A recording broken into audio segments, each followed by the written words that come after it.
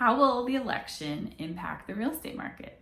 This is a question we tend to get every 4 years because that's how often the elections happen. And even more so, it comes up whenever there might be a big change in the White House.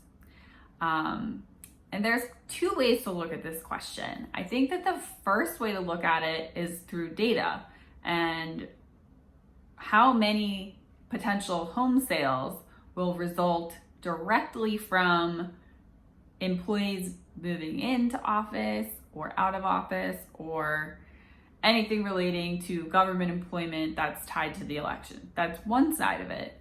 The other side of it is like the psychology of it, the psychology of an election. What does that mean for the economy? How does who gets elected influence consumer opinion of the housing market and what it's going to be? Now, I think the psychological impact is potentially greater than the data-driven side of this, because the actual number of people that will buy or sell a house because their employment changes as a result of a change in presidency, if that happens, it's not that many people. And if you take that group of people and you look at, well, how many of them are actually going to buy or sell a house versus they're already living in the area or they're going to rent, it's again not a huge number.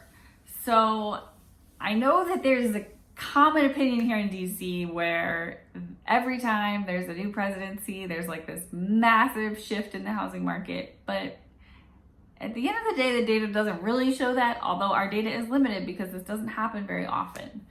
Now, psychologically, really hard to predict. I think if this year has taught us anything, it's that we just don't know what to expect and consumer opinion matters a lot. If people think the housing market's going to be strong, they're going to be buying and selling very actively. If that changes and people think that the housing market is not going to continue to be strong, that is going to impact the number of homes that are being bought and sold more than anything else. So we've got a lot of factors that we're working with here in 2020, and I honestly think it's anyone's guess what happens, but we'll definitely be here to report back and share with you what we learn.